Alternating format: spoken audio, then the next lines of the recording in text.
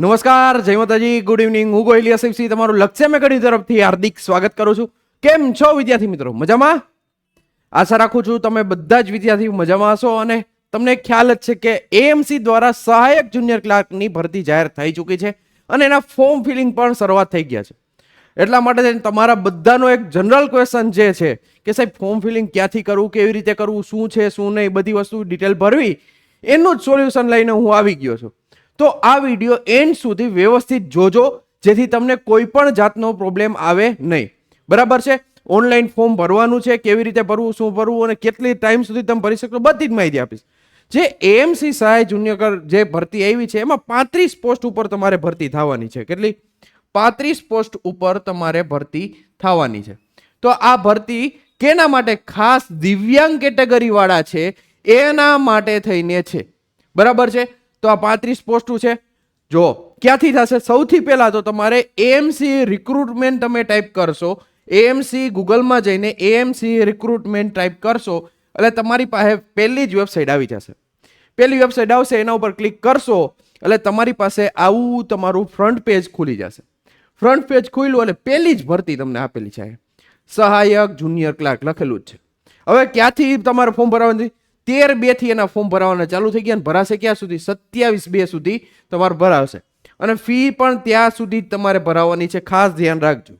હવે આ વસ્તુ તમને ખબર પડી ગઈ કે ક્યારથી 13/2 થી શરૂઆત થઈ ગઈ છે, મતલબ કે કાલથી શરૂઆત થઈ ગઈ છે અને તમારે ભરવાના છે ક્યાં સુધી? 27/2 સુધી. બરાબર છે? હવે તમે એપ્લાય ઉપર ક્લિક કરશો. એપ્લાય ઉપર જેવું ક્લિક કરશો એટલે તમારી પાસે આવું તમારું આખું પહેલું પેજ આવી જશે. એમાં તમારે ડિટેલ ભરવાનું થશે. જો તમે એએમસી ના એમ્પ્લોય હોય તો યસ દેવાનું, નકર નો દેવાનું. બાકી સબ બોડી એએમસી ની કોઈ હોય એમાં વર્ક કરતા હોય તો એ ટાઇટલ મેલ ફિમેલ જે લાગતું હોય એ, મતલબ મિસ્ટર મિસિસ જેવું હોય. આધાર કાર્ડ નંબર તમારે ટાઈપ કરવાનો થશે. First name, father name, surname, પછી જેન્ડર તમારી સિલેક્ટ કરવાનું, મેલ ફિમેલ જે આવતી હોય. મોબાઈલ નંબર તમારા કરવાના છે. અને તમે આની પહેલા એએમસી ની કોઈ પણ ભરતીમાં જો તમે ફોર્મ ભર્યું હોય તો તમારે યસ દેવાનું, નકર નો રાખી.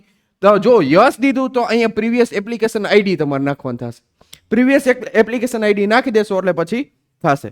બાકી નો કર્યું એટલે એ તમારે બ્લેન્ક જ રહેશે, એમાં કાંઈ આવશે નહીં. બરાબર છે? પછી મધર નેમ આવી જશે આખું. અને પર્સન છે, જો ડિસેબલ હોય તો ડિસેબલમાં યસ કહેવાનું, નકર નો કહેવાનું. અને કાસ્ટ કઈ લાગુ પડે, એડ્રેસ છે, મેરેજ સ્ટેટસ છે અને પિનકોડ, બધી વસ્તુ તમારે ફૂટફિલ કરવાની થશે. જે કીધી બધી જે સ્ટાર વાળી છે એ બધી જ તમારે ફિલ કરવાની થશે. ઈમેલ આઈડી પૂછ્યું છે પણ એ સ્ટાર કરેલું નથી. તમારી બર્થ ડેટ છે, એ બધી જ વસ્તુની ડિટેલ તમારે વ્યવસ્થિત ભરવાની થાય છે, કોઈ પણ જાતની મિસ્ટેક વગર. બરાબર છે? આ કર્યા પછી તમારે તમારું એજ્યુકેશન ક્વોલિફિકેશન છે. એજ્યુકેશન ક્વોલિફિકેશન ગ્રેજ્યુએશન છે એ ફિલ કરવાનું છે. અહીંયા સિલેક્ટ કરશો એટલે ગ્રેજ્યુએશન આવશે, કોમ્પ્યુટર રિલેટેડ જે ડિગ્રી છે એ પણ આવશે. સબ્જેક્ટ કરવાનો છે. સબ્જેક્ટ ટાઈપ છે તમારે જે રિઝલ્ટમાં ગ્રેડ પ્રમાણે આપેલું હોય કે પર્સન્ટેજ પ્રમાણે આપ્યું હોય એના પ્રમાણેનું ટાઈપ કરવાનું. પર્સન્ટેજ શું આવ્યું, શું આવ્યા છે, ક્લાસમાં ફર્સ્ટ ક્લાસ, સેકન્ડ ક્લાસ, કયો ક્લાસ આવ્યો છે, પાસિંગ યર એ ટાઈપ કરવાનું છે. પછી કયા મંથમાં તમે પાસ કર્યું છે, યુનિવર્સિટી કઈ છે ને તમારું ટ્રાયલ સર્ટિફિકેટ, ટ્રાયલ કેટલામી છે એ તમારે દર્શાવવાનું છે. બરાબર છે? તમે એડ કરી દો એટલે તમારું એ કામ પૂરું થઈ ગયું. જો વધારાનું તમે એજ્યુકેશન ક્વોલિફિકેશન હોય તો અહીંયા એડ કરી શકો છો, બાકી ચાલશે. બરાબર છે? પછી શું છે એ વધારાનું કરી નાખ્યું. પછી તમને 3 લેંગ્વેજ આપી છે, ગુજરાતી, હિન્દી, ઇંગ્લિશ. હવે એમાં તમને બાકી તમે ઓજસમાંમાં ફોર્મ કરો ને તો બધે રાઇટ કરવાનો ક્લિક આવે. આમાં તમને એક નવું વસ્તુ દેખાશે, રીડ, રાઇટ અને સ્પીક. બરાબર છે? અહીંયા ક્લિક કરશો ને તો તમને એવું 3 ઓપ્શન આપે છે કે low level, medium level, high level. તમને કયા લેવલમાં તમને જે પણ લેંગ્વેજ આવડે છે ને એનું પ્રેફરન્સ આપવાનું.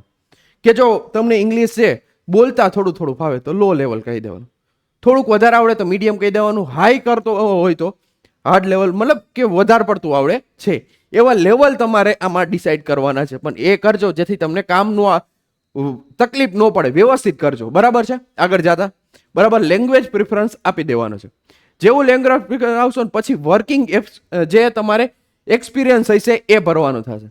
વર્કિંગ એક્સપિરિયન્સ જે છે તમારી જે કંપનીનું નામ હોય, જોઈનિંગ ડેટ છે કે તમે મૂકી દીધી ત્યારની ડેટ છે, એમ્પ્લોય ટાઈપ શું છે, ડેઝિગ્નેશન શું છે, એ બધી જ વસ્તુ તમારે આમાં ટાઈપ કરવાની રહેશે. એડ્રેસ ક્યાંનું છે, એટલે બધી જ વસ્તુ ફૂટફિલ કરવાની થશે. હવે આ વસ્તુ તમે ફૂટફિલ કરશો પછી આગળ વધે કરંટ કે પ્રીવિયસ શું છે એ પણ તમારે ક્લિક કરવાનું થશે. હવે આની સાથે સાથે તમારો એક્સપિરિયન્સ લેટર એ તમારે એડ કરવાનું થશે. ક્યારે? લાસ્ટમાં. બરાબર છે. આ બધા તમે ડેટા ફિલ કરી દીધો પછી અહીંયા તમારે એગ્રી કરીને સેવ ડિટેલ કરવાનું થશે. સેવ ડિટેલ કરશો ને એટલે તમને પછી પાછળ જો નીચે પાછું પછી હું એવું કેન્ડિડેટ પાસપોર્ટ સાઇઝ ફોટો કેમાં પીએનજી અથવા તો જેપીજી બે ફોર્મેટમાં છે. સાઇન આવશે, પછી આધાર કાર્ડની પીડીએફ, એક્સપિરિયન્સ લેટરની પીડીએફ, કાસ્ટ સર્ટિફિકેટની પીડીએફ ને નોન ક્રિમિનલની પીડીએફ. હવે આ ત્રણેય જે આધાર કાર્ડ છે, એક્સપિરિયન્સ લેટર છે, કાસ્ટ સર્ટિફિકેટ અને નોન ક્રિમિનલ એ ચારેય વસ્તુ તમારે પીડીએફમાં અપલોડ કરવાની થશે. ખાલી તમારે તમારો ફોટો અને સાઇન બે જ વસ્તુ એવી છે કે તમારે ફોટોમાં પીએનજી અથવા જેપીજી ફોર્મમાં અપલોડ કરવાનું રહેશે. ખાસ કરીને યાદ રાખજો. અને સેવ સબમિટ કરશો એટલે તમારે ફી ભરવાનું આવશે. ફી ભરી અને તમારું ફોર્મ સબમિટ થઈ જશે. ફોર્મ સબમિટ થઈ ગયું, તમારે ચેક કરવું છે, ડાઉનલોડ કરવું છે તો ક્યાં આવી જવાનું? અહીંયા મોડિફાઈ. કદાચ કંઈક ભૂલ રહી ગયું હોય તો મોડિફાઈ કરવાનું. અને જો ફી ભરાઈ ગઈ ફીની રિસિપ્ટ ક્યાં? ડાઉનલોડ રિસિપ્ટ કરવાની એટલે રિસિપ્ટ એ ડાઉનલોડ થઈ જશે. બરાબર. ઓલો ફોર્મ ફિલિંગમાં ત્યારે તમારે પ્રિન્ટ નીકળી જશે. આ આખું વસ્તુ તમે સ્ટેપ બાય સ્ટેપ વ્યવસ્થિત સમજી લીધું હશે તો આ ફોર્મ ફિલિંગમાં કાંઈ વાંધો આવશે નહીં. બરાબર છે. આ હતું એએમસીમાં જુનિયર ક્લાર્કની જે ભરતી આવી છે એના માટેનું ફોર્મ ફિલિંગ સેશન. આમાં ચૂકવાનું થતું નથી. જે દિવ્યાંગ કેટેગરીના ઉમેદવારો છે એના માટે ખાસ હતો.